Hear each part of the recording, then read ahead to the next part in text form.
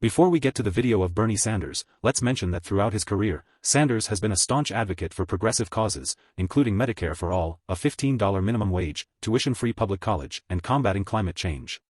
He gained widespread national attention during his presidential campaigns in 2016 and 2020, running on a platform focused on economic justice, healthcare reform, and reducing income inequality. Now off to this important message from Bernie. Thanks very much for joining me. We are living in a very crazy world, and if you're feeling a bit overwhelmed, you are not alone. Given that reality, let's take a few minutes to try to figure out where we can go from here, what our strengths are, and what the obstacles are that are in our way. For a start, let's acknowledge that our political system is corrupt and broken, dominated by big money interests.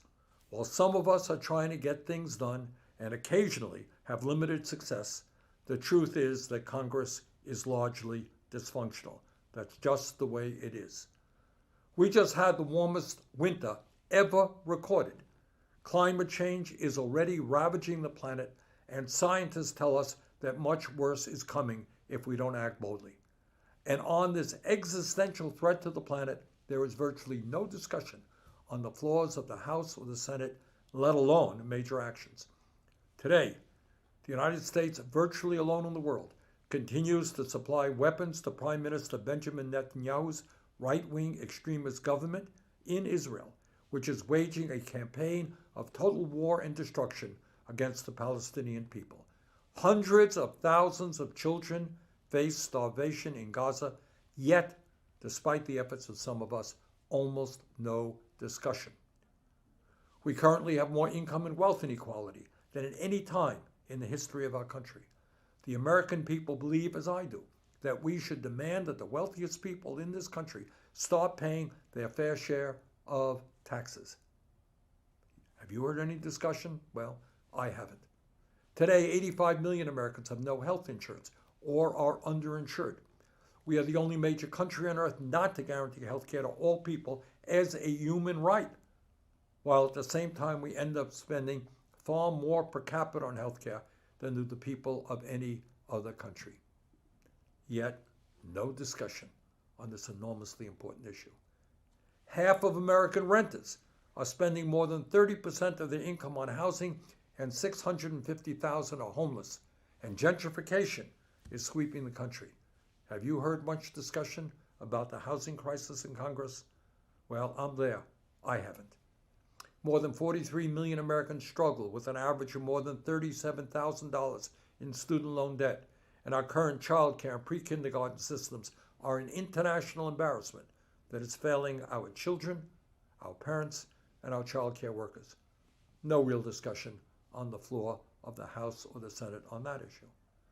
And Congress has been unable to do anything to address our fundamentally flawed immigration system or provide a pathway to citizenship for our undocumented brothers and sisters.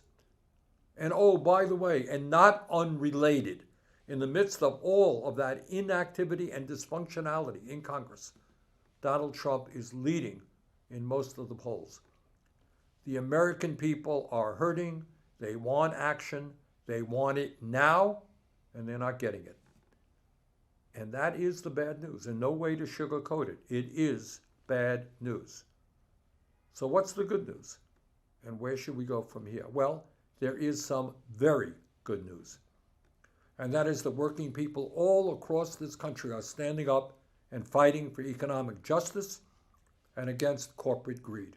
A few months ago, United Auto Workers won a historic contract that included a projected 33% increase in wages over the next 4 years and an end to the disastrous two-tiered wage system. The UAW fought back, and they won. And right now, the UAW is investing heavily in organizing non-union auto and battery workers across the South. And just last month, they announced that more than half of workers at a Volkswagen plant in Tennessee have signed union cards signaling they want to be represented by the union. This is an historic effort. No non-union auto plant in the South has ever been organized. But it's not just the UAW. After UPS made $13 billion in profits in 2022, the Teamsters Union, which represents their workers, stood up and fought back. As a result of their efforts, UPS workers won a new contract that will increase wages for part-time workers by an average of 48%, while substantially improving the wages and working conditions of full-time workers. Nurses across our country have gone on strike in record numbers to improve the lives of their patients and get better nurse-to-patient ratios, including recent victories in Virginia and New Jersey. And just last week, the Starbucks union finally forced the company to the negotiating table in a huge breakthrough for their organizing efforts. So that's the good news. And where does it take us into the future?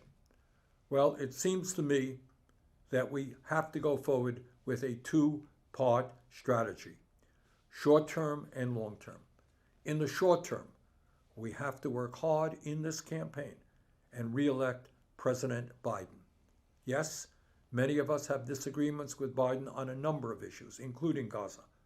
But on his worst day in office, President Biden is 1,000 times better than Donald Trump. If you believe in democracy, if you believe in science, if you believe in justice and workers' rights, if you believe that women have the right to control their own bodies, if you believe in a country free of bigotry, Trump must be defeated and Biden must be reelected. At the same time, we also have to work hard to make certain that our strong, progressive friends in the U.S. House are reelected. Many of them are coming under strong attacks from right-wing billionaires and super PACs like AIPAC. Further, we need to elect progressive lawmakers up and down the ballot at school boards, at city councils, and state houses across America. That's what we have to do short term.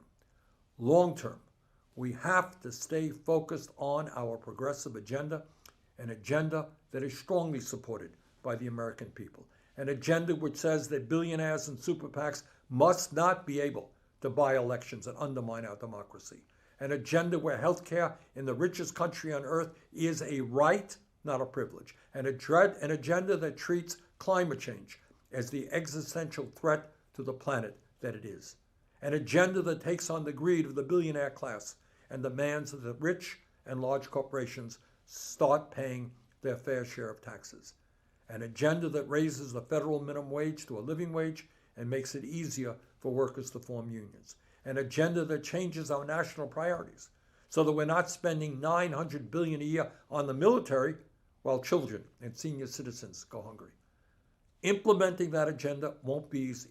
It won't happen overnight, and to accomplish it, let's be clear, we're going to have to take on some of the most powerful special interest and powerful people in the entire world.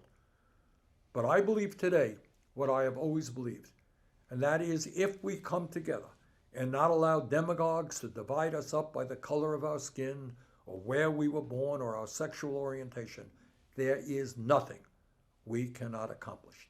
At the end of the day, no matter how much wealth and power the 1% has, 99% is a far larger number, and there is nothing that can defeat human solidarity. So let us stand together, let us go forward, let us win. Thank you very much.